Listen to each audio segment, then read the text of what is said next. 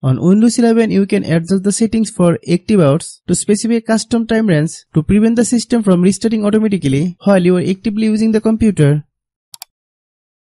Hello guys, and welcome back to my YouTube channel Shaem Tech BD. Today I will discuss how to adjust active hours to avoid random restart on Windows 11. I have a request, if you are new to channel, please subscribe and stay with us.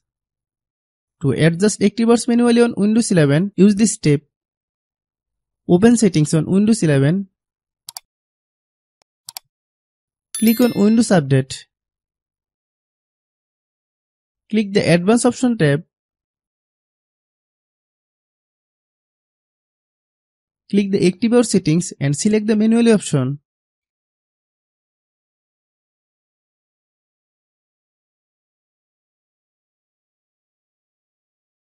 Specify when the active hours should start to prevent Windows 11 from restarting automatically.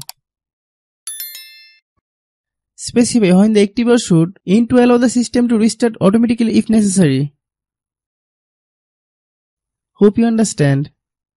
I have a request, if you are new to channel, please subscribe and stay with us. By watching my tutorial for more tech videos, you can subscribe.